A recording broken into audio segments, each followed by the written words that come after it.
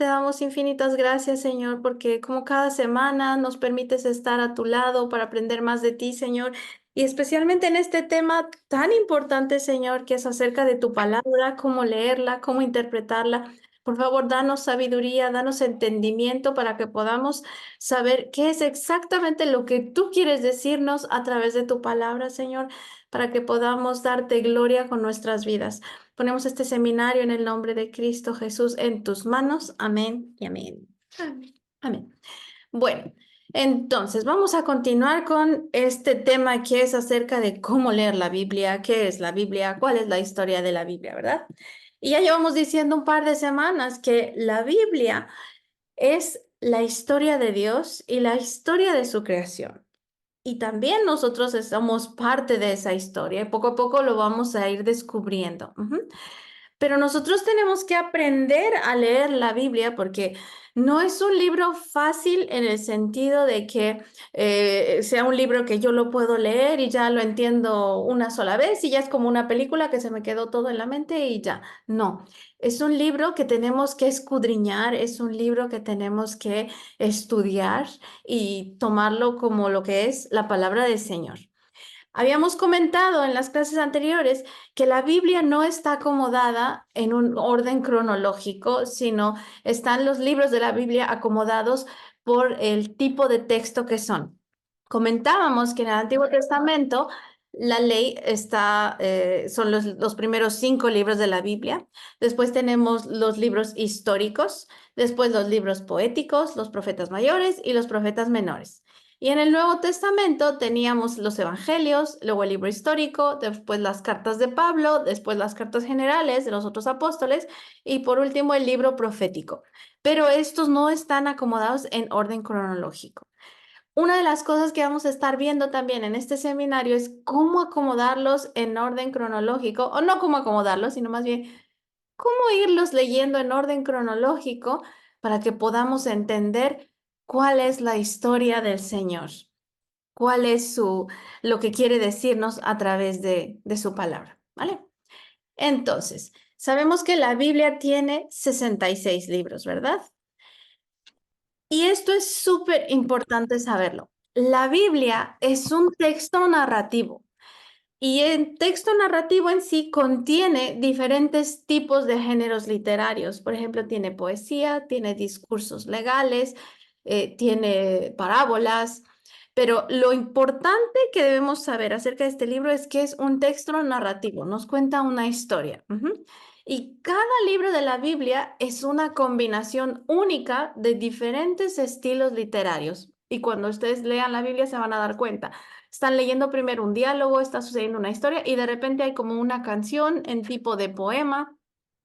Después hay un discurso legal, cuando se da la ley, por ejemplo. Entonces, es una combinación de diferentes estilos literarios. ¿Ok?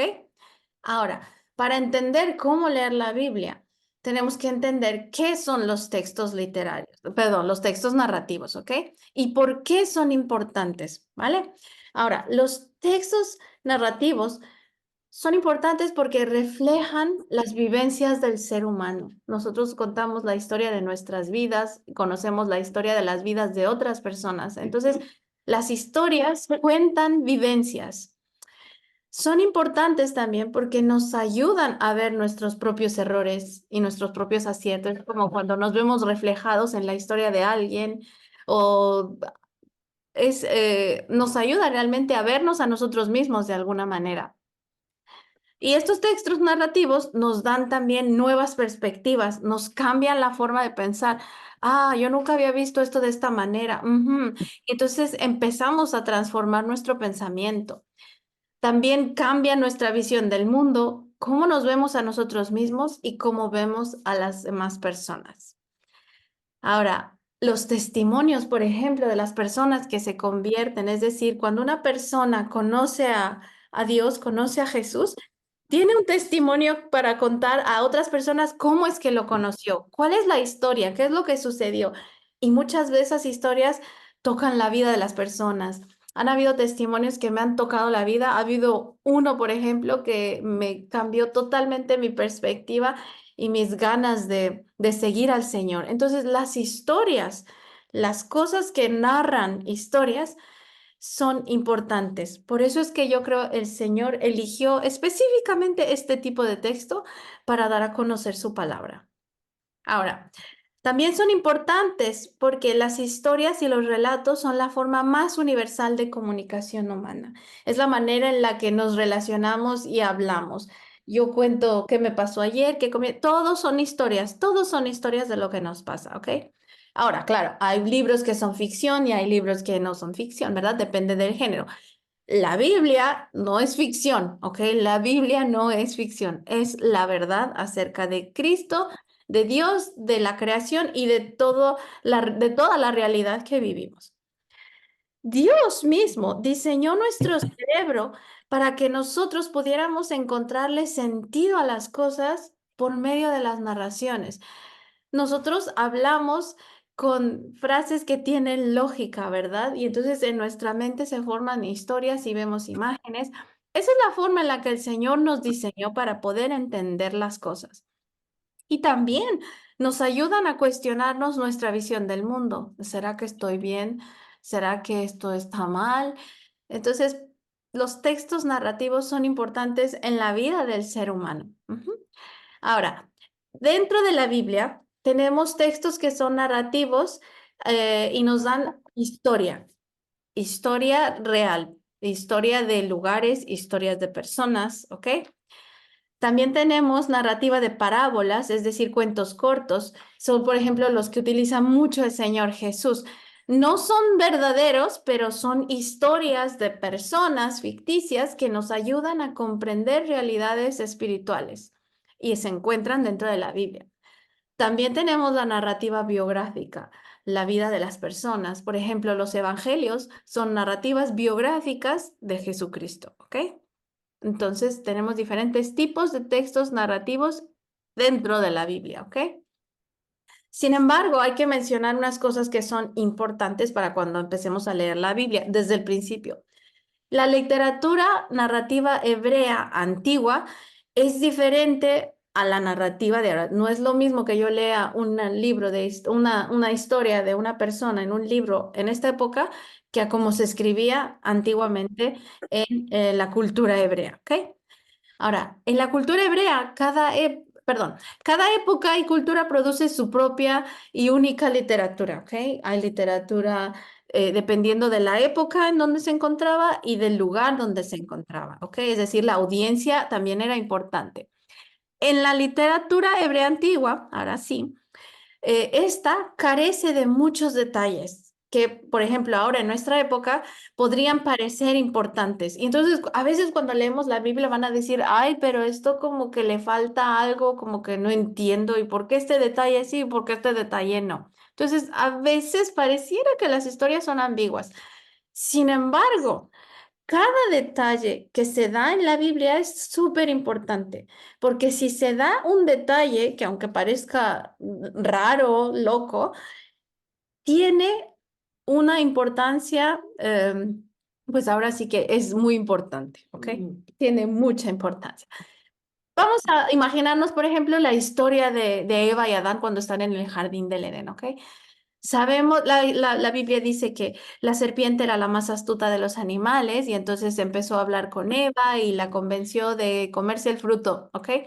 Eso es lo que tenemos en la historia, pero no sabemos de dónde salió la serpiente, no sabemos exactamente quién era la serpiente, no sabemos si Eva y Adán hablaban con los animales, digo, y les van a empezar a venir muchas preguntas a su mente, ¿ok? Pero todo esto es porque el autor tiene una intención, es decir, el Espíritu Santo, que fue quien inspiró a los autores de la Biblia, tiene una intención especial cuando omite cosas, ¿ok?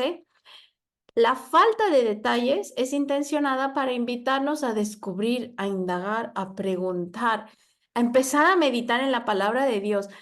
¿Y de dónde salió esta serpiente? Pero ¿y no se le ocurrió a Eva hablar con animales? Está medio raro. Entonces, todas estas palabras, estas preguntas que vienen a nuestra mente son intencionales. El Señor, eso es lo que Él quería que hiciéramos, que empezáramos a pensar en su palabra, a meditar en ella. Por ejemplo, la promesa de Génesis en el capítulo 3 acerca de la derrota de la serpiente Es una pista para que el lector ponga atención a las genealogías que de hecho están por toda la narrativa bíblica. ¿Qué pasó en el capítulo 3 de Génesis cuando Adán y Eva pecan? ¿Ok? El Señor le dice a la serpiente, y maldita serás entre todos los animales y te arrastrarás por sobre tu vientre y comerás polvo el resto de tu vida. Y entonces le dice a la serpiente que, que la descendencia de alguien le iba a aplastar, que la descendencia de la mujer le iba a aplastar la cabeza, es decir, lo iba a terminar, y que la descendencia de él le iba a morder el talón a la descendencia de la mujer. Entonces, esa es una promesa de un Mesías que iba a venir a terminar con todo lo que había hecho la serpiente.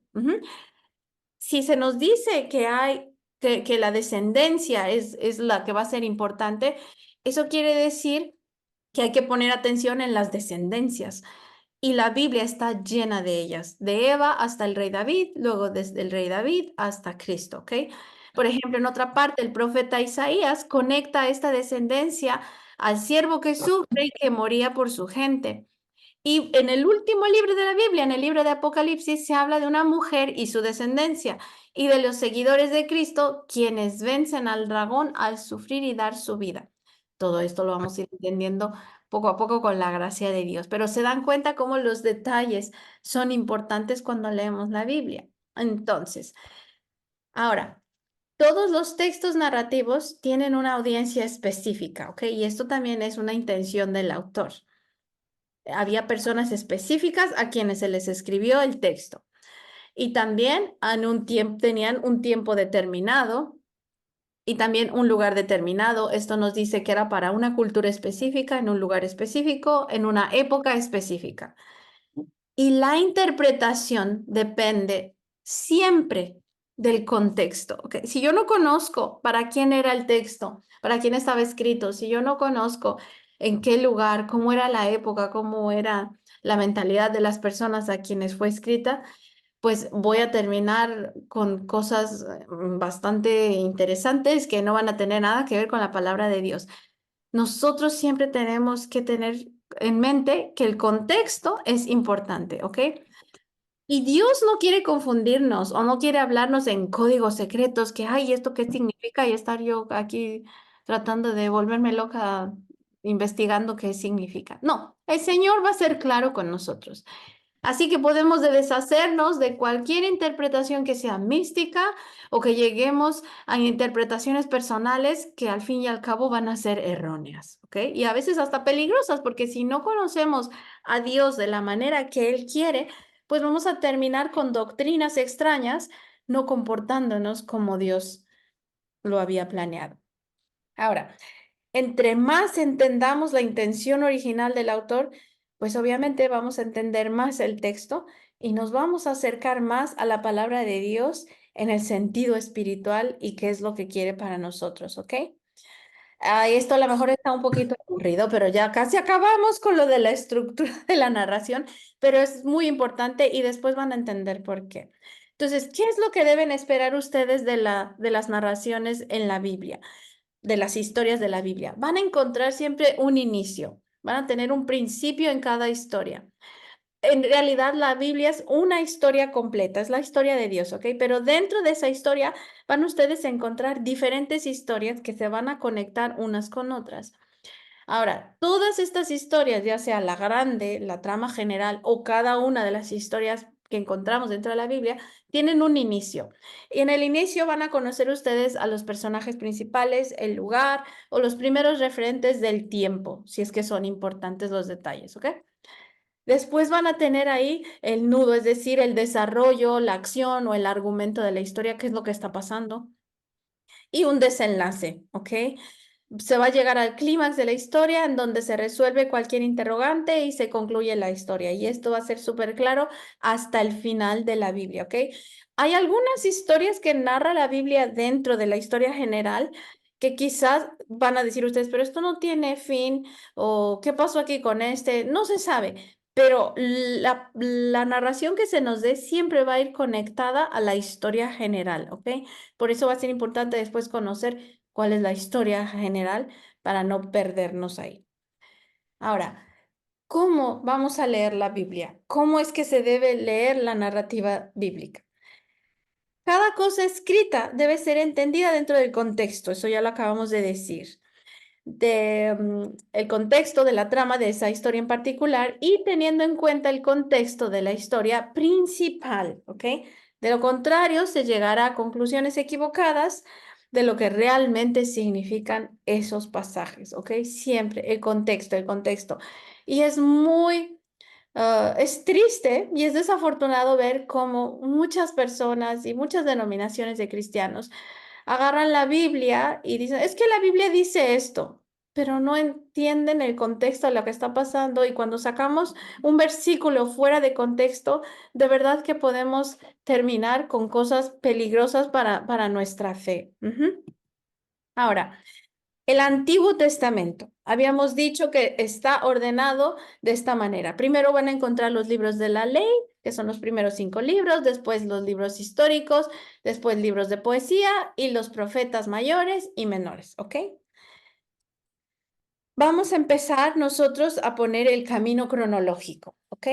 Ahora, los primeros 5 libros de la Biblia sí están escritos en orden cronológico. El primer libro es el Génesis, que ahí es donde comienza la historia de la humanidad, la historia de Dios. Después le sigue Éxodo, después le sigue Levítico, después el libro de Números y el libro de Deuteronomio. A esos 5 libros se le llama la Torá, ¿ok? La Torá viene de la palabra Torah, del hebreo, que tiene una etimología que es de una palabra que se dice yará, en hebreo también, ¿ok?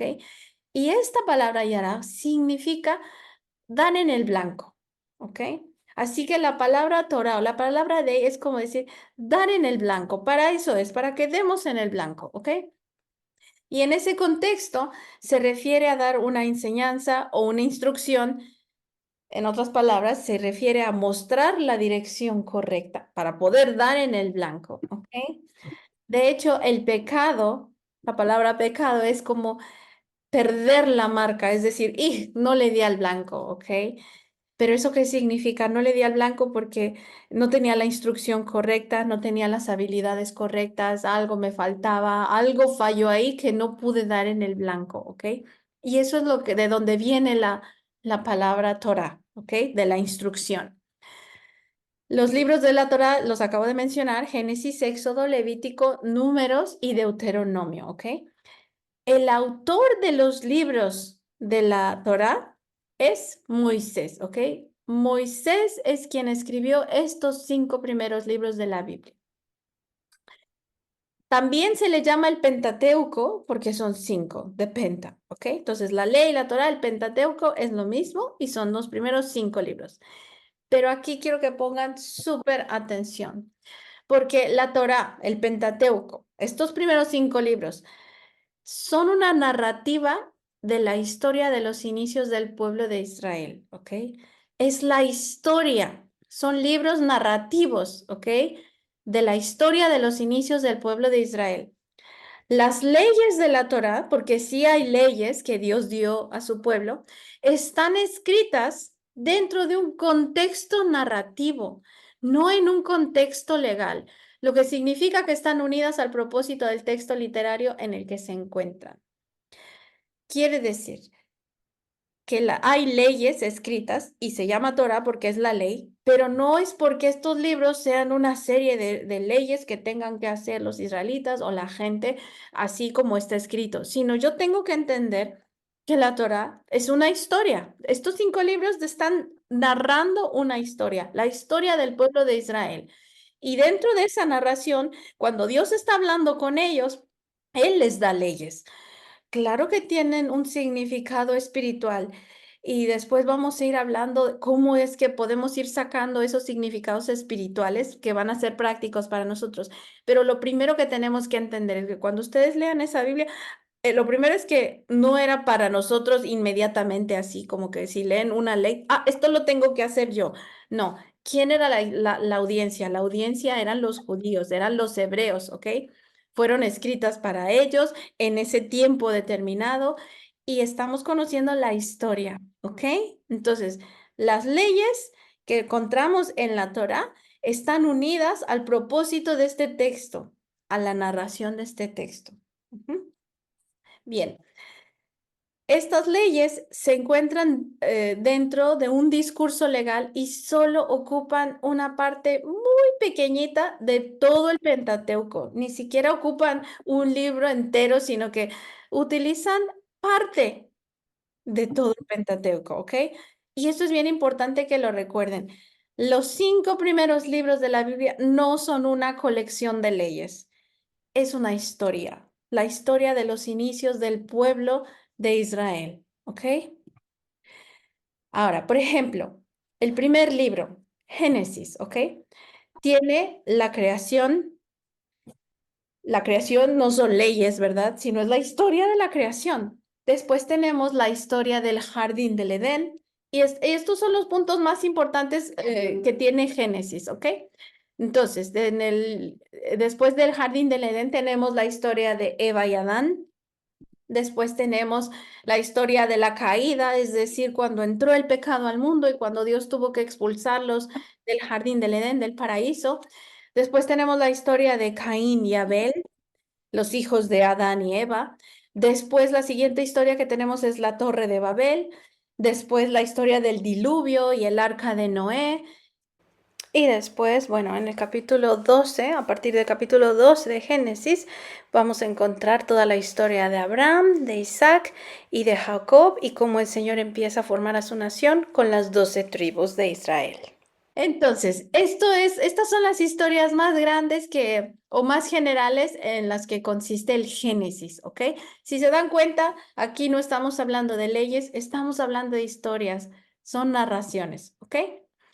Y la siguiente clase, poco a poco, vamos a ir analizando cada uno de estas historias en general para que cuando ustedes leen la Biblia digan, ah, entiendan. Y les voy a ir enseñando cómo pueden ir sacando el significado espiritual de cada una de esas historias. Amén.